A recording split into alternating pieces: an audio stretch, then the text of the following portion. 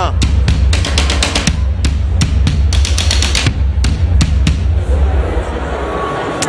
Bien, chers amis de l'agriculture et des agriculteurs, vous qui, j'allais dire des pomiculteurs aussi aujourd'hui avec Daniel Sauvat, vous qui êtes avec nous au Salon de l'Agriculture, ici sur le stand Village Semences, vous qui nous suivez sur les réseaux sociaux, Twitter, Facebook, il y a probablement une palette un peu plus large, mais...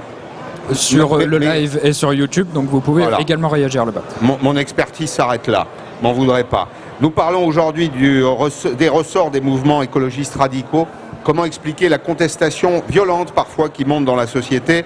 Un politologue, une géographe et économiste, un producteur de pommes, un journaliste et écrivain.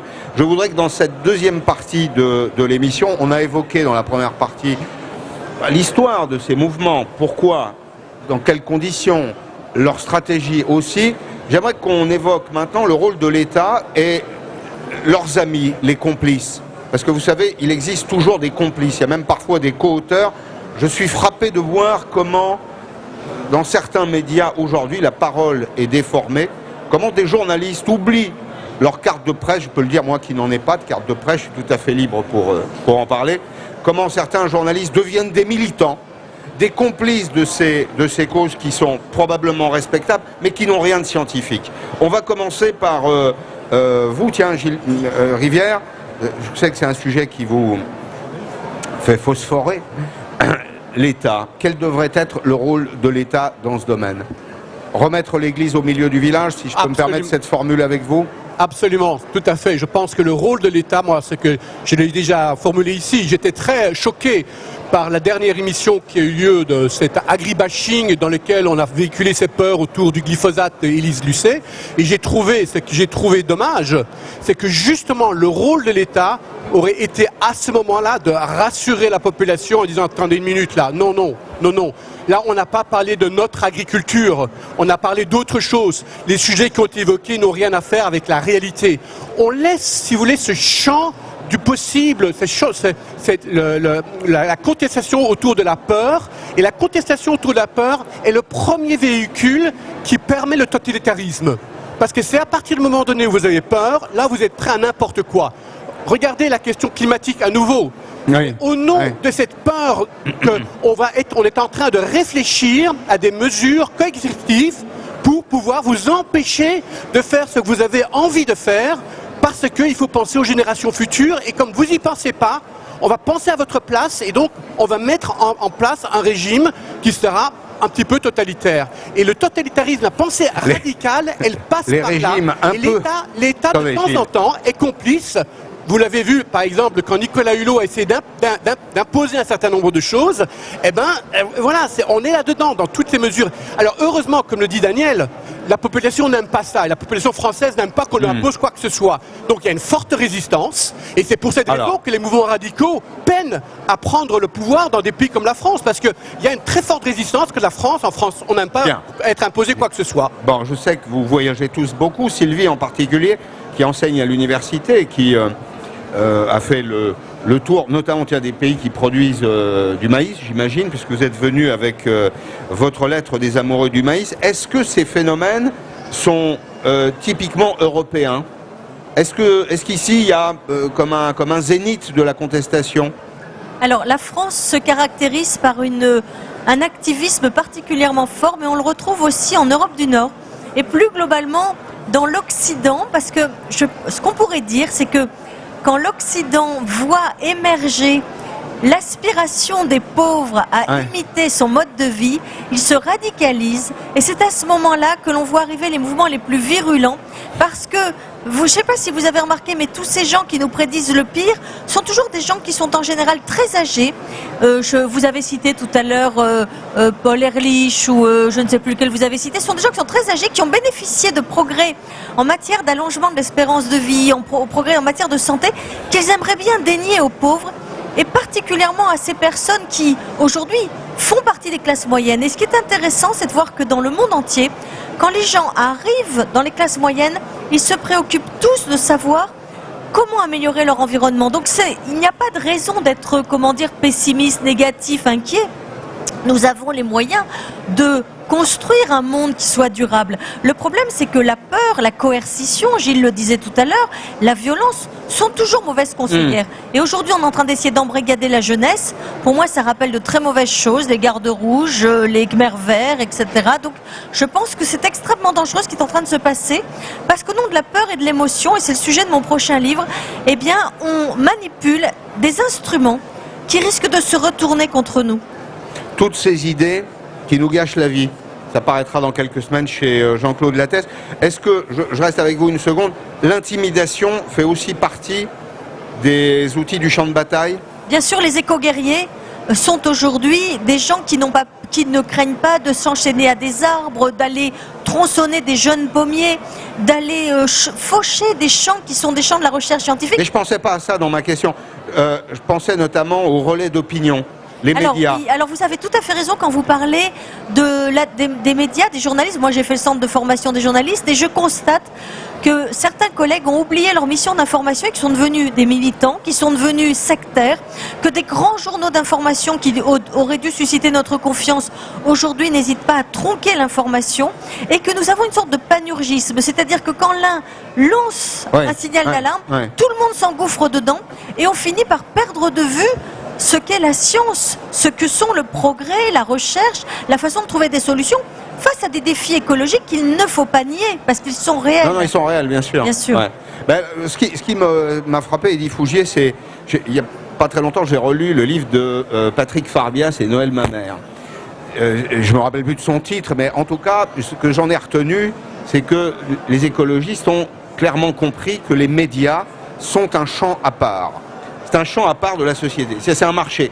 Ils l'ont investi avec des logiques qui sont celles qu'on a évoquées. Le levier, c'est la peur, l'intimidation. L'émotion. Alors, c'est le règne de l'émotion. On a quitté le terrain de la raison. Dans une société, pourtant, qui est une société de haute précision. C'est ça qui est frappant. Mais les réseaux sociaux amplifient l'émotion. Alors, il y a ce phénomène de caisse de résonance des réseaux sociaux. Mais... le délitement des médias, c'est le premier signe à peu près tangible d'une société qui est en déshérence quand même, qui est menacée. Je dirais, chacun est dans sa logique, mais il y a une sorte de dérive. Les médias sont dans une logique qui consiste effectivement, aujourd'hui on le voit bien, notamment les médias audiovisuels, à partir d'une victime innocente, d'un grand, d'un puissant, d'un méchant. Ouais. Monsanto étant le cas par excellence. C'est le diable, oui. À partir du moment où les associations cherchent, comme vous l'avez dit, à prendre à témoin l'opinion d'un scandale impliquant un puissant, les médias adorent ça, parce qu'effectivement, ou les maisons d'édition aussi adorent ça. Hein. Si vous faites un bouquin pour dénoncer un livre noir de quelque chose dénonçant, pour ne pas le citer, dénonçant des puissants, qu'ils soient dans l'industrie, ou la FNSEA ou d'autres, ça fonctionne. Ensuite, vous avez un autre niveau qui est le niveau des politiques, où les politiques s'appliquent à eux-mêmes le principe de précaution. On se souvient d'Emmanuel Macron ici même au salon, à propos du glyphosate. Qu'est-ce qu'il disait? Il disait, écoutez, moi j'ai 39 ans, je ne sais pas si c'est dangereux ou pas, mais j'ai pas envie de me prendre l'amiante ou le sang contaminé qui va plomber toute ma carrière. Et effectivement, les hommes politiques sont dans cette logique-là. On parle des NIMBY pour les voisins, il y a aussi l'équivalent pour les hommes politiques, c'est pas durant mon mandat. Et donc chacun effectivement ouvre des parapluies et chacun est dans sa logique et au bout du compte, et on pourra ajouter les acteurs économiques. Mais ils ne veulent pas passer à côté d'un marché éventuel. Ça c'est le principe de précaution. Le principe de précaution, il est finalement assez castrateur, c'est-à-dire qu'il incite le pouvoir politique à l'inaction. Au fond, d'ailleurs, c'est simple de se prévaloir du principe de précaution pour dire on va rien faire parce que il y a un risque ou il y a un danger, avec d'ailleurs une certaine confusion sur les deux idées. Le risque et le danger, c'est pas tout à fait la même chose quand on rentre dans le détail, mais ça justifie aussi une forme de paresse du politique. Oui, et on le voit à d'autres niveaux. Regardez les maires qui ne veulent pas se représenter parce qu'ils ont peur d'être impliqués personnellement, pénalement, s'il y a un problème, s'il y a un enfant qui se blesse dans un gymnase. Donc on est dans cette logique-là où on ne veut prendre aucun risque de nature politique ou juridique et on va faire en sorte qu'il ne se passe pas grand-chose. En faisant, en plus, dans un monde où on fait plutôt confiance au marché. Alors, Daniel Sauvette, avant de venir là, je regardais Internet. J'ai tapé pomme traitement, 2 mots, sur vous savez, la barre d'état de Google. J'aurais pu le faire sur un autre moteur de recherche. J'ai à peu près 1,5 page de sites qui me disent que à chaque fois que je consomme une pomme, comme ça, il faudrait que je la lave 15 fois. Avec du bicarbonate de soude, pratiquement, enfin, on va utiliser des traitements pour la sauver. Évidemment, quand on rentre dans le détail, on sait que c'est faux. Simplement, ça existe. Et donc, je me mets à la place de quelqu'un qui, naïvement, va se renseigner sur Internet parce qu'il a l'impression que la vérité religieuse se trouve aujourd'hui sur Internet, que les médias mentent, mais qu'en revanche, Internet dit la vérité. Un jour, on va découvrir que c'est quand même un peu l'inverse, que le journalisme est un métier, avec une déontologie, ce qui n'est pas nécessairement le cas sur Internet. Là, on est face à un problème qu'on a du mal à résoudre à court terme. C'est extrêmement dur à résoudre parce que c'est une rumeur qui a particulièrement réussi en termes de fake news. On ne peut pas faire mieux. Mais je crois qu'on revient à la question de départ. On pourrait quand même attendre, face à toutes les faiblesses qu'on a évoquées, que l'État remette l'église au milieu du village. On a des agences de sécurité sanitaire, on a des processus extrêmement complexes. Personne ne défend. M. Sauvette, on ne les croit pas. C'est-à-dire que vous avez des gens qui viennent sur les plateaux de télé, je termine ma phrase, Urbi et Orbi, qui vous expliquent qu'en réalité, ces experts sont payés par le gouvernement ou par des industriels, ce qui est faux d'ailleurs, parce que ce sont des agences publiques, mais l'opinion les croit. Oui. Mais on n'essaie même pas. Enfin, moi, ce qui me fait peur, c'est que si encore on essayait de dire, écoutez, regardez, nous avons une agence, voilà ce qui est dit, voilà, on remet l'église au milieu du village, la communauté scientifique, on ne va pas parler de vérité, mais au moins le consensus scientifique du moment, c'est cela, vous pouvez avoir confiance, mais on ne sait même pas. Et donc, aujourd'hui, on pourrait quand même attendre ça de l'État. En tous les cas, moi, c'est ce que je demande aux politiques, c'est d'avoir ce minimum de courage, de résister à cette tendance qui est de dire, je vais aller dans le sens du vent, je suis quand même là pour défendre de bien commun, la durée, j'ai besoin de cela. Et donc, on peut au moins attendre ça. Et après, quand vous parlez, moi je crois qu'il y a une lueur d'espoir quand même dans le monde du journalisme. D'abord parce que je connais Gilles, il a sa carte de journaliste, il fait un travail d'investigation qui me bluffe quelquefois parce que il va à contre-courant, mais il n'est plus seul maintenant. J'ai l'impression que plus on a un mouvement, on va dire moutonnier, pour dire je vérifie pas mon information, c'est-à-dire si je m'appelle Génération Future, et si je dis tiens, j'ai analysé 3 pommes, il y a ça dessus, je fais la une de BFM, ça passe partout, sans que personne ne vérifie l'information.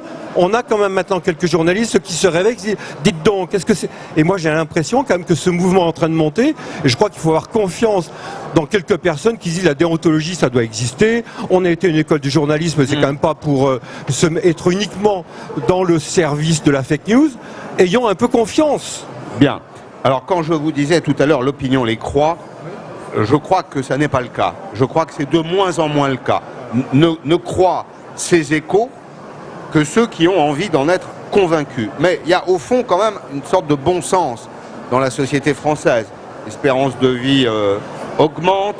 On voit bien que la France est un pays très protecteur des normes, des contraintes. On en parle tous les jours. Donc le courant revient, je veux dire, la marée reflue d'une certaine façon, Gilles.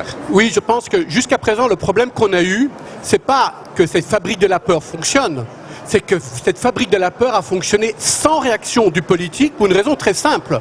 C'est que le politique a fait partie de cette fabrique de la peur.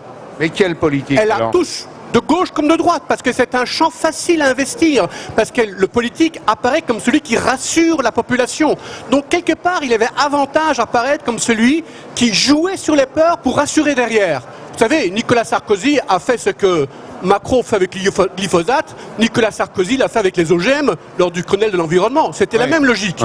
Maintenant, ce qui se passe, c'est que la conséquence de cette fabrique de la peur est en train de détruire le tissu social et économique de notre pays. Et là, c'est pour ça qu'il est temps que l'homme politique réagisse. Et moi, je suis persuadé qu'à partir du moment donné où la voix publique va reprendre une parole en disant maintenant, ça suffit, game is over, vous allez voir que ça va changer. Parce que moi, j'ai publié ce livre, effectivement, Panique dans la peur, ils se nourrissent. Panique dans l'assiette, ils se nourrissent de nos peurs. Et ce que je vois, c'est que le consommateur, avant tout, que souhaite-t-il? Il souhaite être rassuré. La question est, est-ce que nous pouvons rassurer... Il voudrait d'abord la vérité. Est-ce que nous pouvons rassurer le consommateur avec ce que nous faisons aujourd'hui? Écoutez, dans toute évidence, oui, puisque nous avons la plus belle agriculture du monde selon The Economist, c'est vrai. qui est la revue britannique qui chaque année... La plus durable. Absolument, fait un palmarès des agricultures. Donc si nos amis britanniques nous disent « nous avons la plus belle agriculture du monde », il y a vraiment de quoi être rassuré. Et je pense que ces discours-là, il les sera entendu et contrairement à ce que la plupart des médias pensent, il est beaucoup plus vendeur aujourd'hui que la peur, parce qu'à la fin, on commence à en avoir un peu marre de toujours se faire peur. Théo, oui. Je vous redonne la parole juste après. Une réaction d'un internaute sur Twitter donc, qui demande est-ce que la sortie de Hulot du gouvernement ne résulte-t-elle pas l'échec politique de ces mouvements écologiques, l'échec politique de ces mouvements radicaux, la démission de Hulot du gouvernement? En quoi est-ce que c'est pas la fin finalement de la politique radicale écologiste? Oui. Non, je crois surtout qu'il y a des calculs politiques. Dans un premier temps, la perspective des élections européennes avait fait que le président de la République avait essayé de gratter les voix écologistes. Aujourd'hui, il a radicalement changé de position et il essaie plutôt de rameuter un certain nombre de voix venues des classes qui sont descendues dans la rue à la faveur du mouvement des Gilets jaunes. Ouais. Donc, quand on se rend compte que l'écologie est plus clivante que rassembleuse, eh bien il faut mener une autre politique et cette autre politique elle consiste à dire aux Français on va arrêter de vous gâcher la vie, on va essayer de trouver des solutions ensemble pour effectivement préparer la transition, les transitions qui nous attendent, ce que l'on voit d'ailleurs dans ce salon de l'agriculture puisque aujourd'hui quand on écoute les médias, la façon dont ils couvrent le salon, ils parlent beaucoup de l'agriculture 3.0, de la façon dont on va répondre aux défis de demain. C'est très intéressant de voir qu'aujourd'hui, de nouveau, l'agriculture est tournée vers l'avenir et ce qui serait important, c'est que tous ces agriculteurs qui font le tissu social de nos campagnes, eh bien, se persuadent aujourd'hui qu'on a un regard qui est un regard fier sur eux, un regard de ce que vient de dire Gilles, notre système agricole est durable et ceux qui le portent sont ceux qui nous nourrissent. Donc je crois que vous avez raison de faire cette émission pour dire ça suffit, arrêtons avec ces peurs qui sont juste paralysantes. Daniel Sauvat, vous vouliez dire un mot? Oui, je voulais dire un mot. Je pense quand même qu'on ne peut pas avoir une très grande confiance dans l'initiative du politique pour spontanément se remettre à avoir du courage. Moi, j'invite tous les agriculteurs à faire un peu comme on a souhaité le faire avec la pomme, ouvrir nos vergers, accueillir le grand public, accueillir la presse régionale. J'ai vu hier que nos amis de la tomate font une opération serre ouverte et je crois que si tous les agriculteurs de France faisaient cette opération, on aurait un effet papillon. Ce matin, je suis passé à Rungis avant de venir ici et j'ai interrogé les grossistes pour savoir quelles étaient les préoccupations qu'ils avaient. Ils m'ont parlé des mâchures qu'il y avait sur la pomme. Ils se sont interrogés sur des problèmes de conservation avec un point de pourri quelquefois.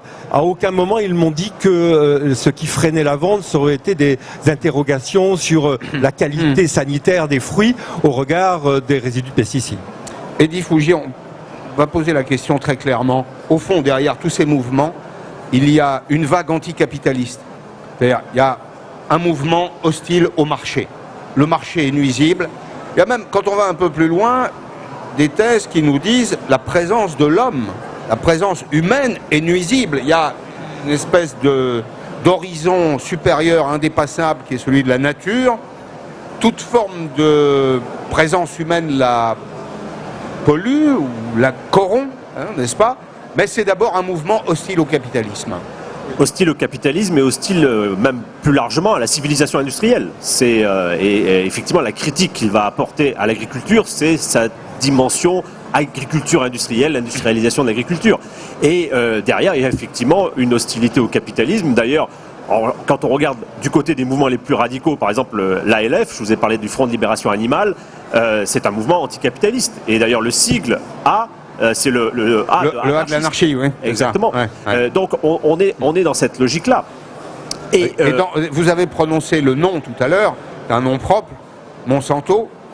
Monsanto, c'est dans cette espèce le paysage du champ de bataille, c'est évidemment l'ennemi le plus symbolique, le plus emblématique à abattre. Ah oui, c'est à la fois le symbole d'une multinationale, donc effectivement la multinationale c'est l'ennemi, américaine, a fortiori, donc c'est effectivement le symbole du capitalisme, comme vous l'avez dit, les États-Unis, d'un marché libre au sens strict du terme. Du libre marché, oui, bien sûr. Et en plus, c'est le symbole aussi d'une forme d'industrie avec la chimie, les OGM, sans parler bien évidemment la réphérence à l'agent orange pendant la guerre du Vietnam. Donc c'est un très bon client pour les contestateurs. Pourquoi est-ce qu'on aime l'industrie pharmaceutique quand elle produit des médicaments pour les hommes et qu'on déteste l'industrie qui produit des médicaments pour les plantes? Il faudrait m'expliquer, je ne comprends pas. Alors, chacun pourra répondre. Du côté d'un certain nombre d'écologistes radicaux, il y a la même détestation des compagnies pharmaceutiques, avec par exemple tout le courant des anti-vaccins, les compagnies pharmaceutiques sont au même niveau que l'industrie agroalimentaire. Vous avez aussi des véganes qui ont été, la semaine dernière, arrêtés par la police aux États-Unis parce qu'ils nourrissaient leur gamin qui était un nouveau-né avec de la fécule de pommes de terre. Le gosse, évidemment, a connu très rapidement des carences. Il était à 2 doigts de mourir et il a été repris à ses parents. Mais c'est ça aussi. Hein, ce mouvement de radicalité va jusque-là. Oui, Gilles. Oui, n'oubliez pas une chose, c'est que l'anticapitalisme marche chez un certain nombre de gens qui sont déjà anticapitalistes, mais pas dans la majorité de la population. La majorité de la population veut de la croissance économique. Elle veut augmenter son pouvoir d'achat. Et les écologistes, leur objectif, c'est de diminuer le pouvoir d'achat des gens et d'imposer la décroissance. Donc, comme ça ne marche pas... Ça fait un bon programme. Ça. Voilà, comme ça ne marche pas, qu'est-ce qu'ils ont fait? Ils prennent Monsanto, pourquoi? Parce que là, on est de nouveau dans le domaine de la santé. On vous fait peur avec la santé. Monsanto, c'est pas une grande entreprise américaine. Il y en a plein des grandes entreprises américaines. Microsoft, Apple, tout ce que vous voulez. Non, mais pourquoi Monsanto? Parce que Monsanto, c'est pas un capitalisme, c'est un capitalisme qui vous empoisonne. Ouais. Et voilà, l'idée, c'est toujours le lien, c'est le lien avec la santé qui est extrêmement puissant pour pouvoir faire passer un message qui n'est pas le vrai message, qui ne passe pas, qui est celui de la décroissance et de l'anticapitalisme. Bien. Théo, il nous reste 4 minutes, donc il y a juste une question, un tour de table. Effectivement, un internaute qui se demandait pourquoi est-ce qu'il y a des écologistes radicalisés au sens politique du terme? Est-ce qu'il y a vraiment une proximité avec les milieux anarchistes et anticapitalistes radicaux et les mouvements écologistes avérés? Jusqu'où va la capillarité entre, on va dire les choses simplement, les terroristes et ce cousinage idéologique là qu'évoque Théo? Je pense qu'on ne peut pas du tout mettre l'ensemble des associations environnementales sur le même plan. Par exemple, tout à l'heure, on a parlé du Panda, de WWF. Il est assez facile, quand on est une entreprise qui se veut éco-responsable, de passer un accord avec WWF, avec France Nature Environnement, pour bâtir ensemble des chartes de durabilité. Donc vous avez certaines organisations qui sont plus radicales, qui d'ailleurs étudient leur positionnement comme des capitalistes, c'est-à-dire quel est le meilleur positionnement que l'on peut adopter pour être le plus visible et le plus terrifiant possible. C'est ce qu'on appelle le territoire de marque. Voilà, et Greenpeace par exemple avait un positionnement qui était celui des baleines, qui a été occupé par Sea Shepherd, maintenant mieux que le fait Greenpeace. Donc elle a évolué sur les OGM et aujourd'hui sur les pesticides. Vous avez vraiment des stratégies de marque, des stratégies d'entreprise, et certaines sont très fréquentables, d'autres ont vraiment un projet de destruction sociale. Et c'est ça le problème. La frontière, contestation, on va terminer là-dessus parce qu'il reste très peu de temps. La frontière entre les idées, après tout on est libre de défendre des idées. Ce n'est pas nécessairement celle que vous défendez autour du plateau aujourd'hui, mais on peut défendre des idées, on peut avancer des thèses. Ça, c'est un élément. Il y a le débat d'idées. Moi, j'admets parfaitement de débattre avec des gens qui sont hostiles à mes positions ou qui ont une représentation du monde différente de la mienne. En revanche, la frontière, c'est la frontière de la contrainte et de la violence. Est-ce que la tentation existe? Je me tourne vraiment vers vous parce que vous travaillez sur ces sujets. Est-ce que la tentation est forte dans ces mouvements de passer la frontière, d'aller vers une radicalité violente?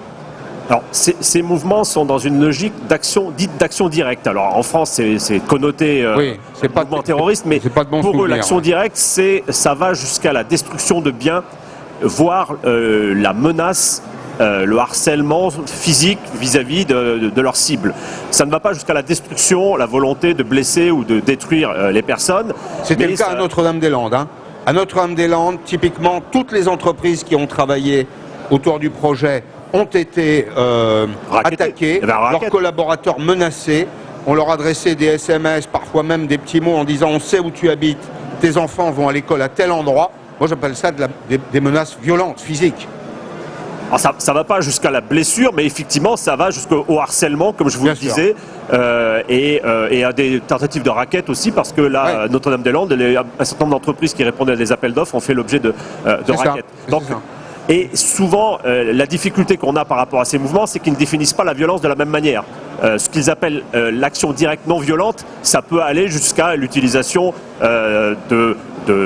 d'armes par destination ou d'armes pour détruire des biens. Il y a, dans les années 80, il y a eu un écologiste qui a utilisé un bazooka pour détruire, des bâtiments à Crest-Malville. Bon, très bien.